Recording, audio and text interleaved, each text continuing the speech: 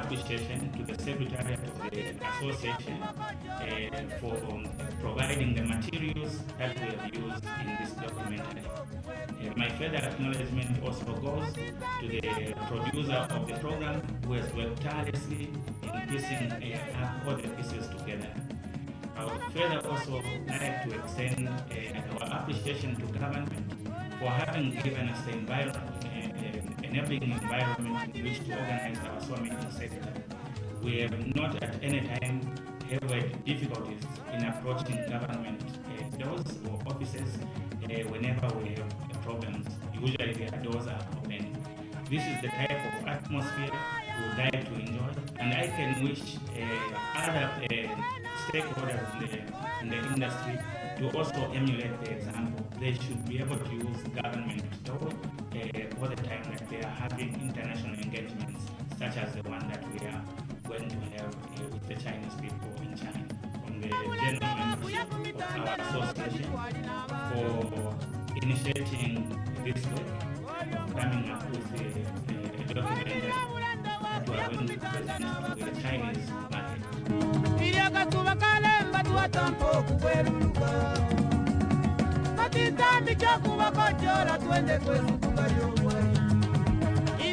Zambia is a country located in the southern part of Africa and covers an area of 736 million hectares, about 752,000 kilometers. It is surrounded by the Democratic Republic of Congo, Tanzania, Malawi, Mozambique, Zimbabwe, Botswana, Namibia, and Angola as neighboring countries. The country belongs to a number of regional bodies. Regional groupings such as the Southern Africa Development Community (SADC) and the Common Market for Eastern and Southern Africa (COMESA), as well as the African Union (AU) and the United Nations. Zambia enjoys a warm relationship with the People's Republic of China, a relationship that dates back to pre-independence times of Zambia.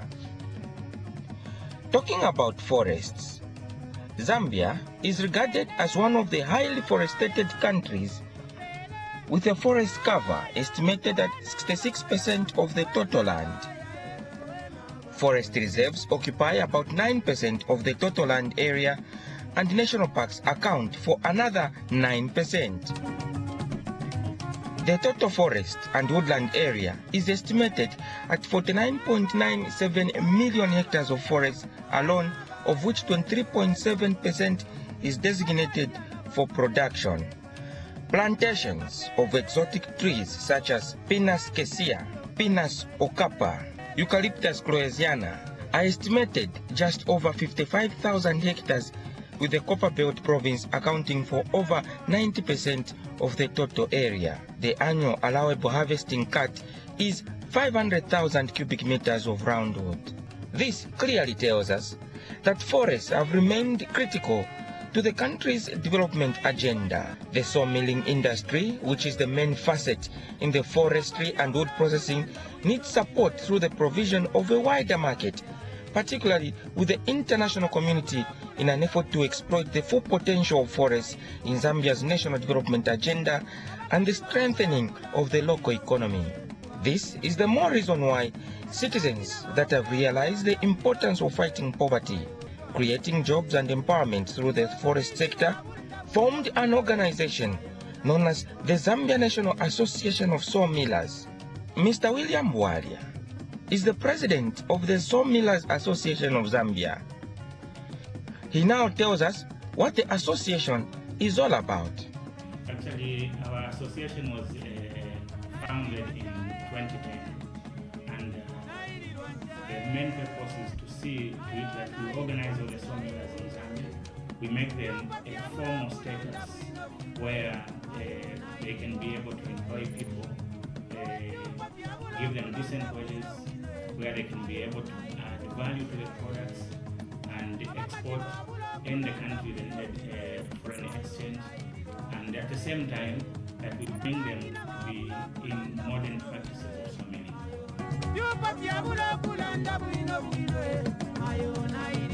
The sawmilling business thrives on trees which are cut from designated plantations. Once they mature, they are processed into wood and valuable timber. With investment and support from government to enhance value addition, sawmilling can be a viable business that could fatten the country's treasury. Mr. Bwalia tells us the importance of strong collaboration between government, the international community, and various stakeholders in realizing this dream.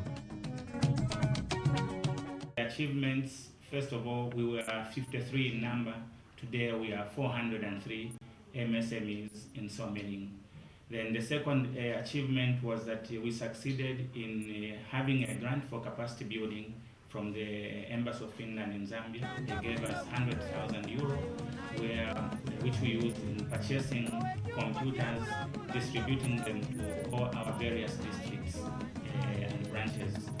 Then two, we also achieved in having an agreement with the United Nations International Labour Organization on matters of occupational safety and health, where we're going to have 10 sawmilling companies to be set in as models of excellency to showcase to others that that is the way that they will have to organize and manage their sawmilling workshops.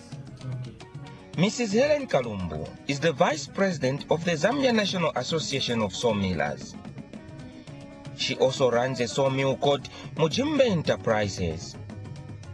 Mrs. Kalumbu was quick to mention the active role that women have taken up in the sawmilling industry as a form of empowerment. Organize all sawmillers so that we work together to try and find a good market for ourselves, because that's a challenge for sawmillers.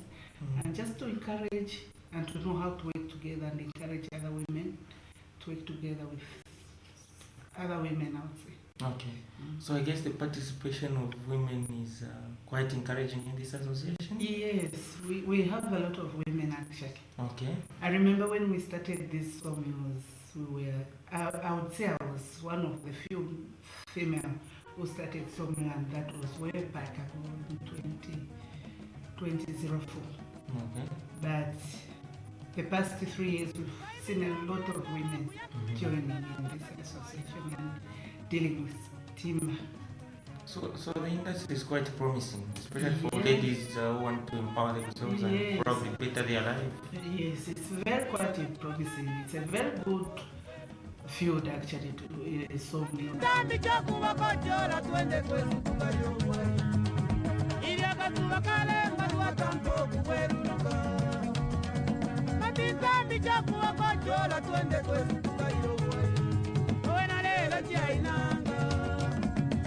Mrs. Kalumbu also took time to share with us some of the samples of trees found in Zambia and how the association, through various enterprises, are utilizing the rich natural resource to empower themselves and contribute to national development. The raw materials that we use at our mills is raw materials, as you have seen, we have displayed them. We've got the names, I can read them in our local languages. And like this one, it's Mubanga. These are all Mubanga. There are two types of Mubanga. Then there's Umtondo and Mukwa. Then Umsamba. Then again Umutogo. And this is Salinga. And we also have pine and eucalyptus as well. These are some of the raw materials that we can even export to an international market like China. Okay. Now tell us, this international market that you would want to be open, if you probably will help in terms of strengthening the market itself. Oh, yes. And of course, strengthening your industry. Oh yes, this will help us to strengthen our market, and even it will help even the country, because this will, if we have a lot of this, and if we export, it means we even help to develop our nation. It means we will employ a lot of people to help us, because the quantity will be big, and we will employ a lot of people who will help us who will help other families as well. As we highlight Zambia's endowment in terms of forests, which is among the country's major resources, we visit Miyengwe Forest Reserve in Masaiti district. Miyengwe, which is about 70 kilometers from Masaiti, is ordinarily endowed with indigenous trees. We meet Mr. Davis Lunda, who has a concession to deal in hardwood species in Miyengwe. This place, I had applied for a concession license to start dealing in hardwood species. And I was attracted when I came here the first time, because the hardwood that is required at the market is mostly found in this area. That's what prompted me to apply, and then I was given a license for 3 years. I'll be here for 3 years. And the concession, the place that I was given is up to the extent of 3,000 hectares. Yes.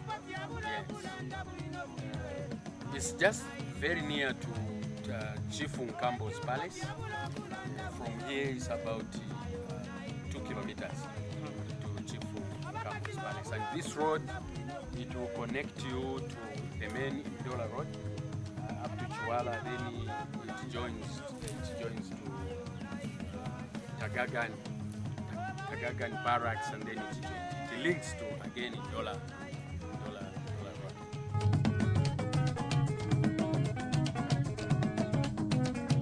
Mr. Lunda was quick to mention to the team that visited his sawmill in Miyengwe that the forest department, working together with sawmillers that have concessions in that area, have been implementing the policy on the required specification of logging to allay fears of deforestation. Yeah, I think this place is quite rich, because I'm not the first one to start harvesting from here.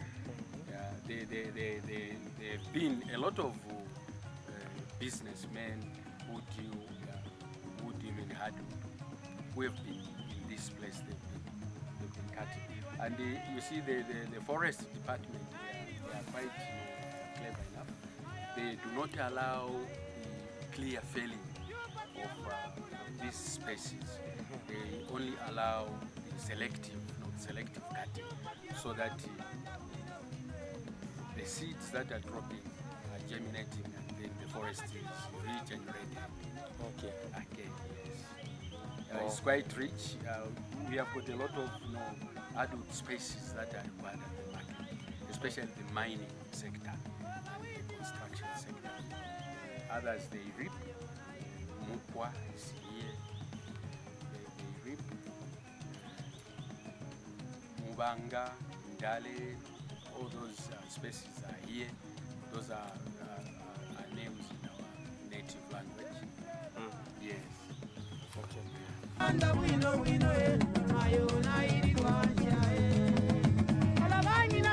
Mr. William Bwalia, the president of the Zambia National Association of Sawmillers, who also visited Miyengwe, expressed satisfaction with the manner the cutting was being done in accordance with the requirements of the law.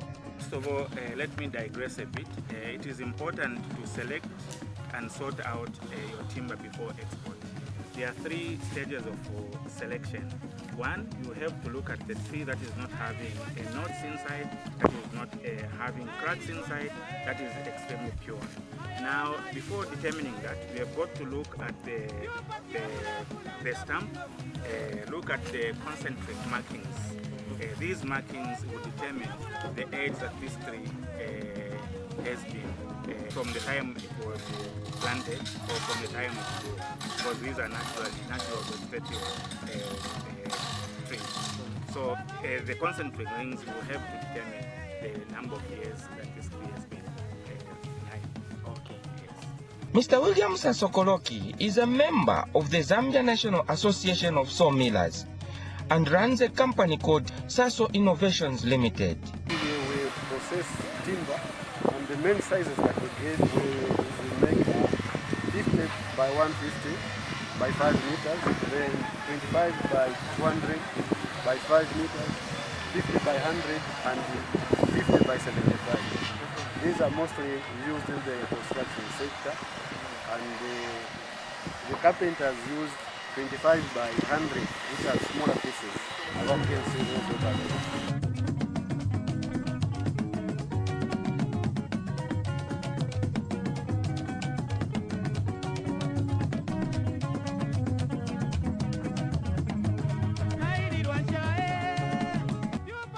One good thing about timber business is that it has no waste. Even when planks are cut in different specifications, what may be considered as waste is used to manufacture other equipment and furniture. Mr. Thomas Mazeki also took time to talk to us about how his enterprise was taking advantage of the offcuts to make tomato boxes. Waste anything from this. What the waste we incur from this wastage is only sawdust. Even the sawdust we do process. Sometimes we are trained about how to make charcoal from the sawdust. In fact, there's no wastage.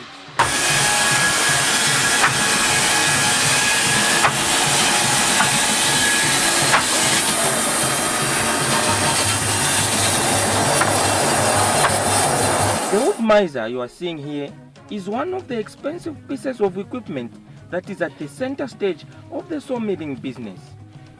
The Zambia National Association of Sawmillers supports its members and encourages them to acquire critical components of their business.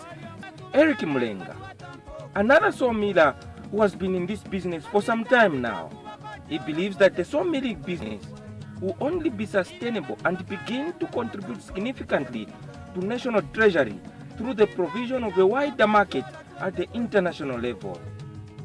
He believes the Chinese market is critical